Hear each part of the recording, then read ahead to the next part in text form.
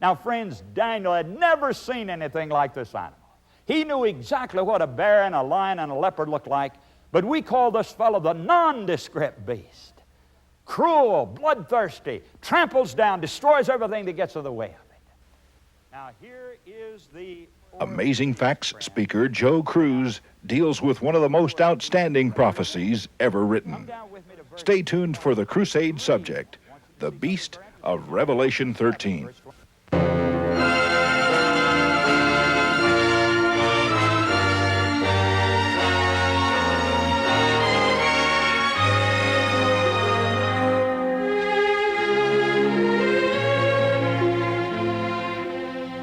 I'd like to make a little statement tonight as we get into this special series of studies on Daniel and Revelation.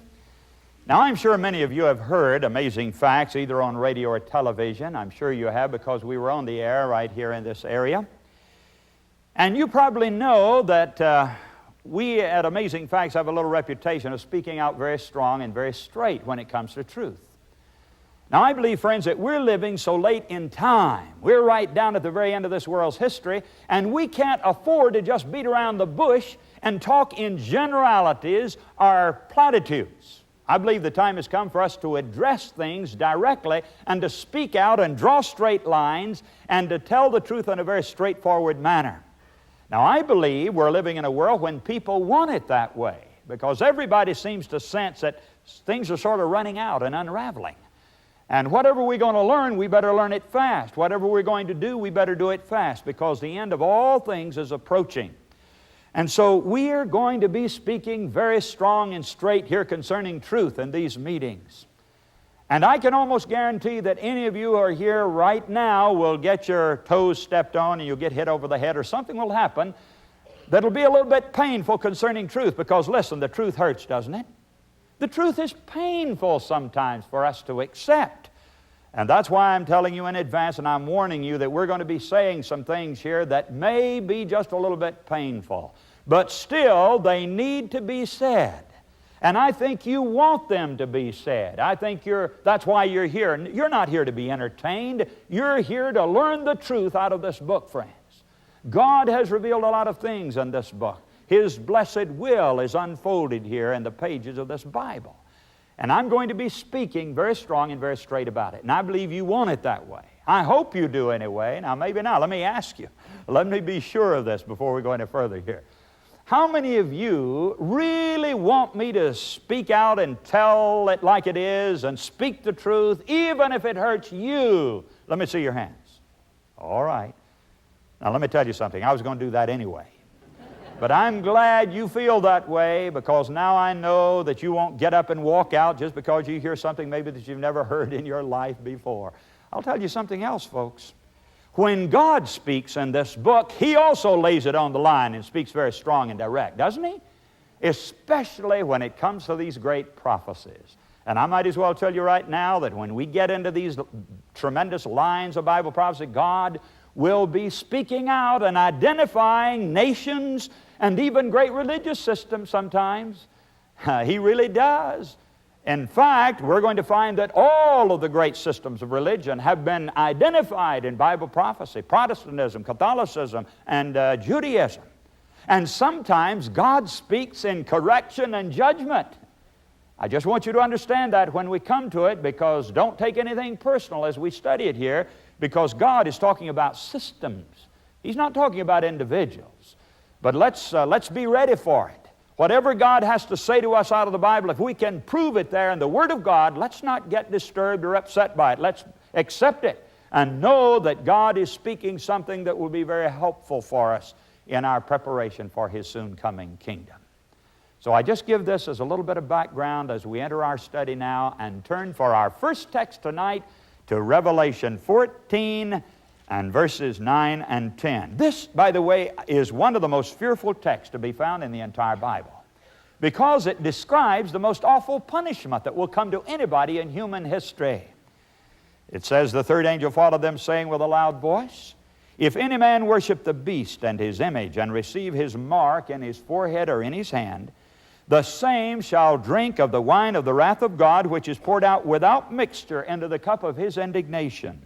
and he shall be tormented with fire and brimstone in the presence of the holy angels and in the presence of the Lamb. Now there it is. That is the worst thing that will ever happen to anybody. Those who follow the beast, those who receive the mark of the beast, the Bible says that these people will be cast into the lake of fire. They'll be destroyed. They'll have no hope whatsoever of salvation.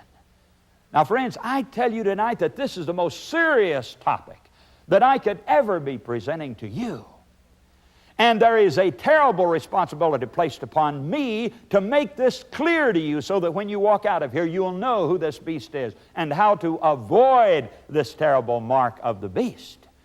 Now, I might as well say also that the majority of Christians today have no idea at all as to what this beast really is.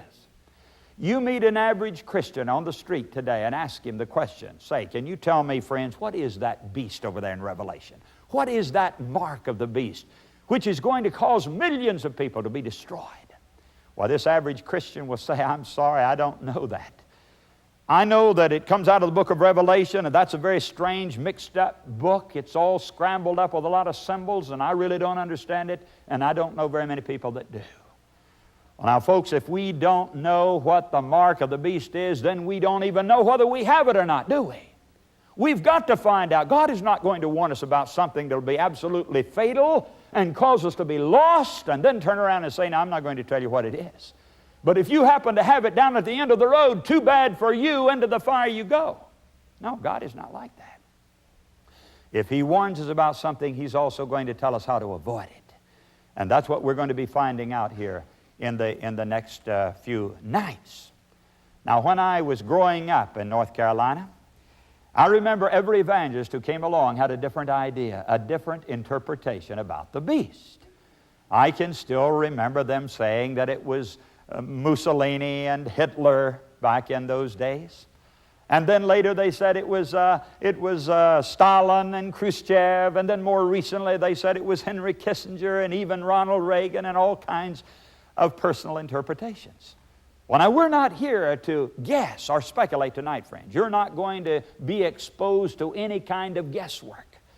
It's all going to come right out of this book. Not because Joe Crews has any wisdom, but because this book is going to reveal to us without any question as to the identity of this strange beast. But now let's turn to Revelation 13 and read the actual description of this animal. Revelation 13, and we're going to read verses 1 to 3. And I stood upon the sand of the sea, and saw a beast rise up out of the sea, having 7 heads and 10 horns, and upon his horns 10 crowns, and upon his heads a name of blasphemy. And the beast which I saw was like unto a leopard, and his feet were as the feet of a bear, and his mouth as the mouth of a lion. And the dragon gave him his power and his seat and great authority. And I saw one of his heads as it were wounded to death, and his deadly wound was healed, and all the world wondered after the beast. Now, friends, here it is, one of the strangest animals that John sees here, coming up out of the sea. And I want you to notice something about this strange composite animal. It is not literal at all. It is impossible for it to be a real creature. No one ever saw an animal with the body of a leopard and the feet of a bear and the mouth of a lion and with 7 heads and 10 horns. This is a symbolism. In other words, it represents something. Now, I could stand here all night and guess about who this beast might represent, and we'd gain nothing. We must not guess. We must let the Bible explain what all the parts of this animal really represent. Each part is symbolic. The water, for example. Notice the animal comes up out of the water. Well, now that is symbolic of something. What does it represent? Well, look at Revelation 17:15. And we're plainly told, He said unto me, the waters which thou sawest are peoples and multitudes and nations and tongues. Now there it is, friends. Any time that you read in the symbolic parts of the Bible about water, this definition will prevail. It represents people, a lot of people. We speak about a sea of faces.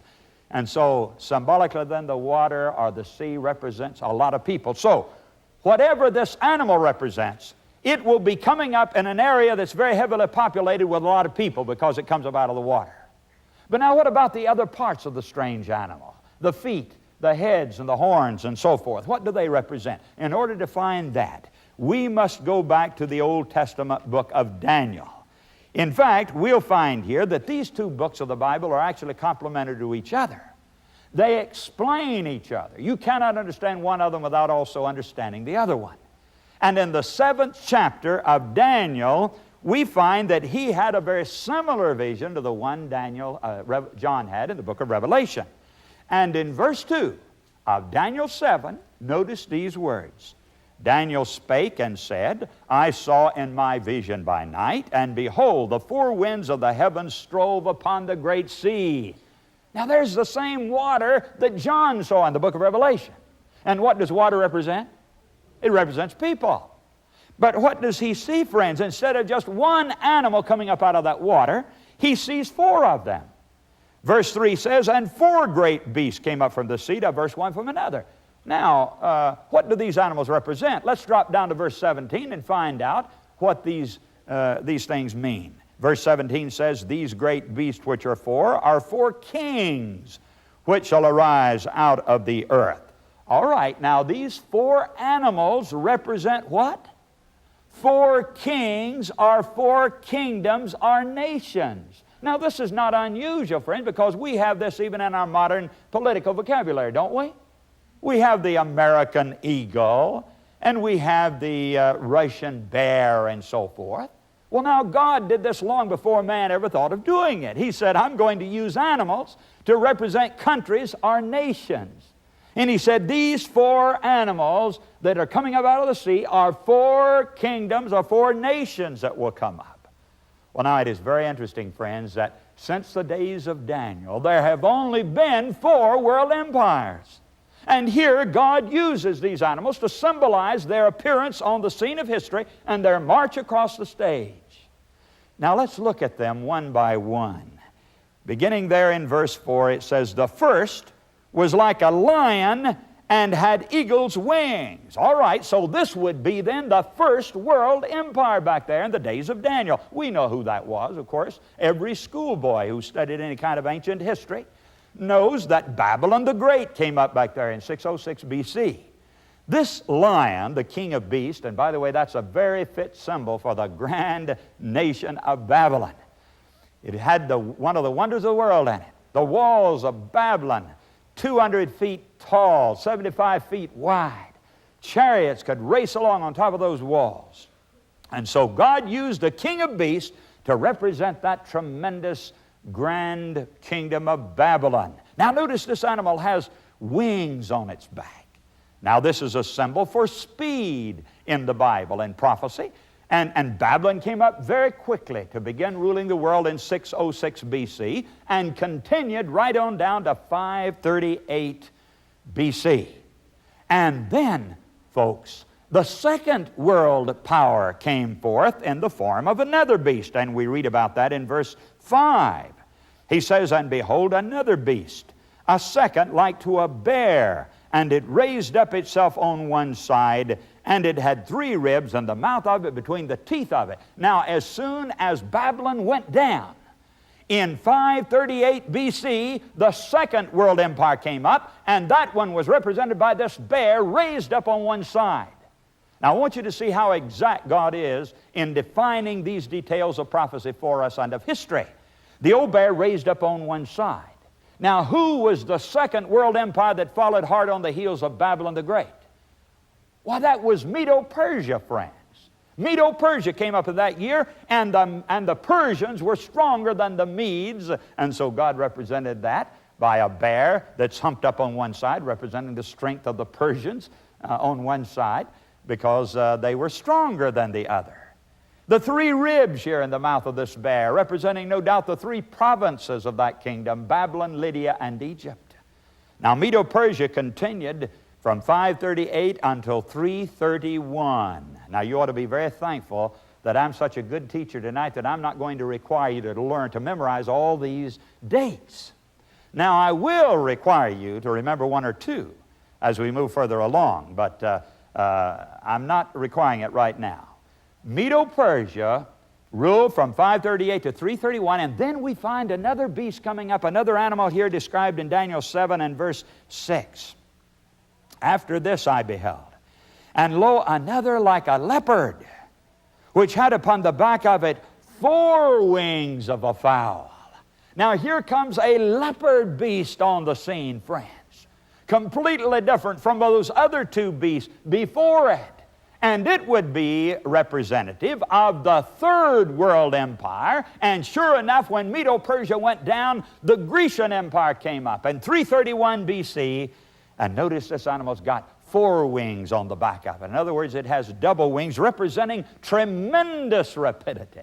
You see, Alexander the Great, who was the first king of the Grecian Empire, traveled fast, and he fought hard and conquered the world in just 8 years. That's why you've got those double wings representing the power and speed with which he conquered the entire world. But then he could not conquer himself. He died as a young man. And then his kingdom was divided among his 4 generals, Cassander, Lysimachus, Seleucus, and Ptolemy. And you have them symbolized in this picture by the 4 heads, you see. Alexander dies, his 4 generals take over, and you've got those 4 heads representing that succession of power among these 4 generals. This kingdom of Greece continued until 168, from 331 to 168 BC. We're back there now before Christ, remember that, coming down nearer to his birth. But now, friends, we come to the 4th and final of the world empires described for us in verse 7. He says, "After this I saw in the night visions, and behold, a 4th beast, dreadful and terrible and strong exceedingly, and it had great iron teeth. It devoured and brake in pieces and stamped the residue with the feet of it. And it was diverse from all the beasts that were before it, and it had 10 horns. Now, friends, Daniel had never seen anything like this animal. He knew exactly what a bear and a lion and a leopard looked like, but we call this fellow the nondescript beast. Cruel, bloodthirsty, tramples down, destroys everything that gets in the way of it. Now, here is the 4th beast, friends. But now, what does the 4th beast represent? Come down with me to verse 23. I want you to see something very interesting now. In Daniel 7, verse 23, it says, "Thus he said, the 4th beast shall be the 4th kingdom upon the earth." Now tell me, what was the 4th world empire? The Roman Empire. Every schoolboy knows that. And yet the Bible here describes it, and he said the 4th beast will be the 4th kingdom, and so there it is, the iron monarchy of Rome. That's the way Gibbon described it in his history book. And this beast has great iron teeth. We have no other way to describe him except just a nondescript animal, violent, fierce, and deadly to everyone and everything that he comes in contact with. All right, the Roman Empire then came up in 168 BC and continued ruling right on down past the birth of Jesus until 476 AD. Now, friends, here's where you're going to have to remember a date. That date of the fall of the Roman Empire, you're going to have to put it down up here and remember it. 476 AD. You're a big class now, and you're old enough now and big enough that you ought to be able to remember at least one date tonight. 476 AD is the fall of Western Rome. So say it with me so that I know you've got it. 476 AD. What is that? That's the fall of Rome. Remember that now. We'll come back and quiz you on that as we get a little further along here in our study tonight. But let's come back to this again and look at those 10 horns. You notice it says that it had 10 horns. And you can see these in the picture in front of you. Now, what do these 10 horns represent? That's our next question. Come to verse 24, and we have the answer to the question. In verse 24 of Daniel 7, it says, "And the 10 horns out of this kingdom are 10 kings that shall arise." Now follow this. How simple it is, how clear, how plain God makes these things. He says that 10 other kingdoms are going to come out of that kingdom of Rome. He says these 10 horns are going to come up out of it, and they will be 10 kings or divisions that will come from the old Roman Empire. Well, now, did this actually happen, friends? Can we go to the pages of history and read anything about a division that took place there in 476 AD of that territory of Western Europe that had been controlled by the Roman Empire? Indeed, we can. You recall that those northern tribes came sweeping down and divided up that territory into exactly 10 parts. Now, I'm sure anybody here could stand up and give me the names of those 10 tribes, couldn't you? Well, I see some head shaking. Some of you may remember some of them, at least as I give them to you. It'll all come back in your head, and you'll remember, well, that's the one you missed on that test when you were in the 7th grade, probably. But here they are now. These are the divisions that actually fell into place there after 476 A.D. The Vandals, the Ostrogoths and the Heruli, the Anglo-Saxons, the Lombards, the Visigoths, the Suevi, the Alemanni, and the Burgundians. Now, those are familiar to you. Remember those names of those tribes that sort of took over there when Rome fell? Now, friends, 7 of those tribes are still with us tonight. They grew up into nations, changed their names, and they're right there on the map of Europe to this very day. The Anglo-Saxons became what country? England, of course. And the Franks became France. The Lombards became Italy. The Visigoths became Spain. Suevi became Portugal. Alemanni became Germany. The Burgundians became Switzerland. So 7 of them are still there with us. 3 of them disappeared. They were destroyed and never grew up again. They are not represented tonight by any nation on the face of the earth. The Vandals, the Ostrogoths, and the Heruli were uprooted. They disappeared, and so they are not in existence now. The next question, of course, is this: what happened to those 3 that they simply disappeared? We find the answer now in verse 8. Look at verse 8 carefully with me. I considered the horns, and behold, there came up among them another little horn, before whom there were 3 of the first horns plucked up by the roots. And behold, in this horn were eyes like the eyes of man, and a mouth speaking great things. Now the prophet looks at these 10 horns, which came up in what year?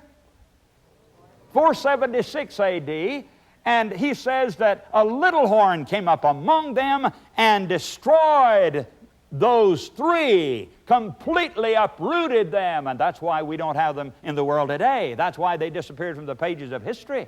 They were destroyed by the little horn, which came up and destroyed them. Now, the next question that we're very interested in at this point: who is this little horn? Imagine a tiny little horn coming forth that has such authority and such power that it can simply wipe out 3 of these countries. So my next question is this: what is the little horn? Who is the little horn? Because this, my friends, is going to fit in very, very closely with our continued study here concerning the Antichrist. And we want to make sure and certain that we have the right identification. We dare not guess or speculate about this. But I'm glad to tell you that we don't have to guess or speculate about it. God actually gives us the identification of this little horn power. Now, He doesn't do it by just naming it here in black and white in the pages of the Bible. What He really does is to give us 9 identifying marks or characteristics. And He tells us that all of these characteristics will have to be possessed by the power that fulfills this sign. In other words, friends, whoever the little horn represents, it would have to do the 9 things that are brought forth here in the Bible. Friends, Joe's message today on the beast of Revelation 13 is not only fascinating and interesting, it is critical for every Christian to understand and to know. We'd like to send you a copy of Joe's message today in print. But before I tell you the address and how to receive that, I'd like you to hear the messengers sing, "Looking for a City." It's taken from the idea in Hebrews of Abraham looking for a place that could be his eternal home. Messengers? I look for that city down where the Jordan, rolls. I look for that haven where we shall ne'er grow old. That city